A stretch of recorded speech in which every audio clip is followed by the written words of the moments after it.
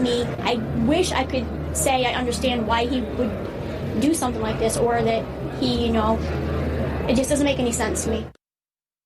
The only other place Ryan seemed to enjoy going was the Broome County Public Library. Located on Court Street in Binghamton, the library offered the use of their computers for free, which is something Ryan took advantage of. He would go at night when it was slower and sat away from any people, doing searches on ammunition and various guns and accessories.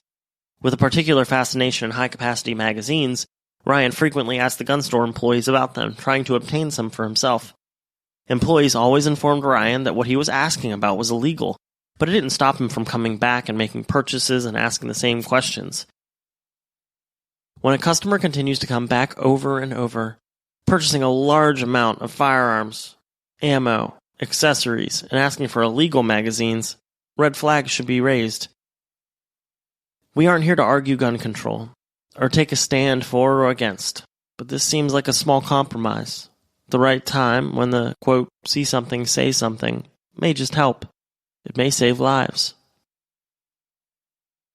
At one time, Ryan had a gym membership. Even went a few times, but he only used one machine that was intended to strengthen one's hands. As a child, Ryan was pretty quiet and didn't talk much, but he did like to run around like most little boys, and he liked to roller skate and play soccer. In an old deviation for most of the shooters we cover, Ryan was actually not a picky eater. He would eat anything and everything. Much of the information that is known about Ryan comes from his younger years, as he became pretty isolated from his family as he got older. His sister lived in the same area as Ryan in New York, yet she didn't know of him having any friends or going anywhere. Growing up, Ryan's dad worked for War Relief, which is an organization that aided families coming to the United States as immigrants and refugees. Ryan's dad just wanted to bring his family to the USA so they could have a better life. He envisioned a brighter future for his family, and never in a million years could have imagined what would come of his family. The War Relief program is no longer in existence. They were quiet, the whole street's all quiet. Hey, how you doing when we were outside doing the yard work or shoveling snow or whatever? In November of 2008, Ryan was laid off from the shop vac factory. No details were provided, just that he was laid off. His parents tried to help him as best they could, but they often got frustrated with their son. They gave him a roof over his head and other help, but in return, he left his room an utter mess with clothing and shoes strewn about. He had a fishbowl filled to the brim with fish. The bedroom was covered in various posters and calendars of animals in all sizes, which were hung all over the bedroom walls. That was Ryan's other obsession, animals.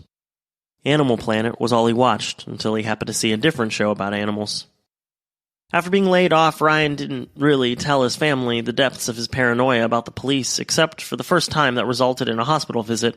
Yet, he often made little comments that the law was listening to his calls or following him. He felt they were out to get him.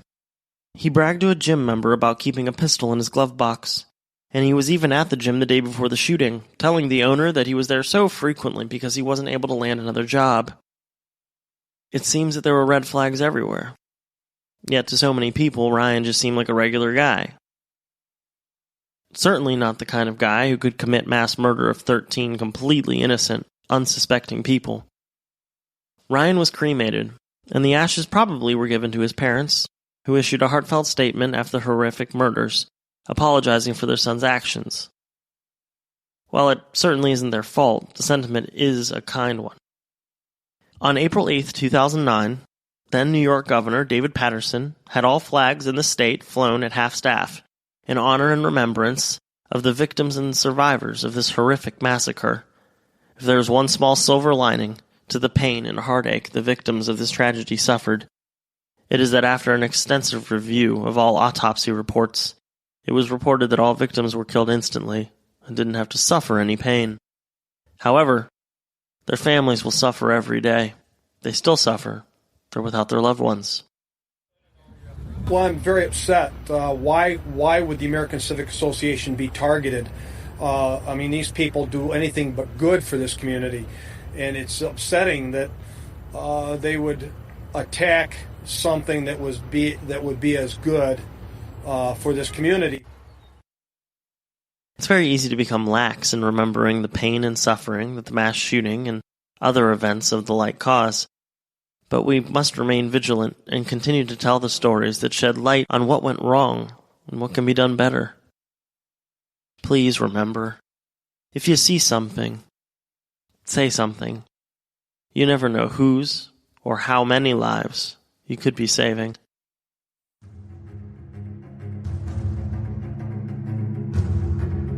Thank you for listening to today's episode of Active Shooter, the podcast. Remember, if you see something, say something. There's no telling how many lives you may be saving.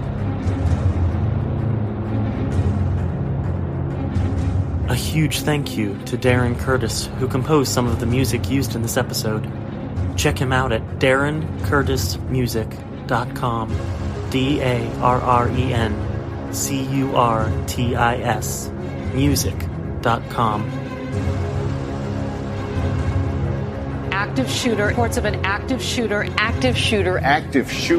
casualty incidents.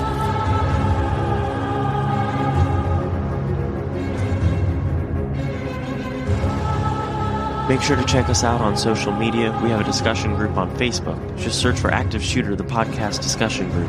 You can also find us on Instagram at Active the Podcast and Twitter at Podcast Active. For just $1 a month, you can get access to ad-free episodes, early release episodes when available, and a shout-out on the show. Just go to patreon.com/Active the Podcast. Thank you, and be safe.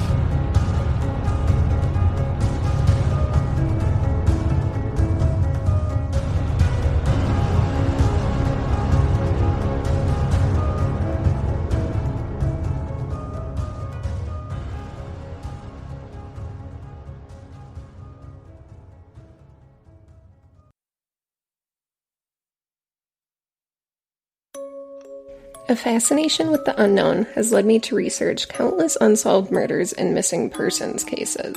These victims are often forgotten in the hustle and bustle of everyday life. Nevertheless, they need their cases recognized in order to keep investigators working on it.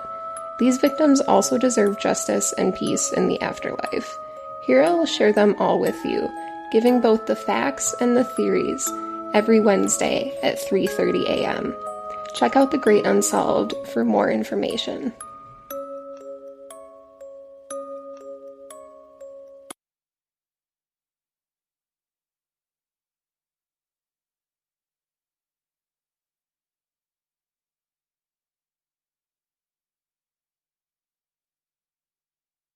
Ven a la venta Conquista el Otoño de JCPenney. Aprovecha los doorbusters de jueves a domingo en la tienda y jcp.com mientras duren. Como selección de camisetas A&A y St. John's Bay para damas a $4.99. Selección de jeans Arizona para niños a $17.99. Y ahorra 25% extra con tu cupón. No olvides, tenemos entrega a tu auto sin contacto. Es rápido y fácil. Conquista el otoño con moda y ahorros en JCPenney. Ofertas válidas del 24 al 27 de septiembre. Aplican condiciones y exclusiones. Detalles en la tienda o jcp.com.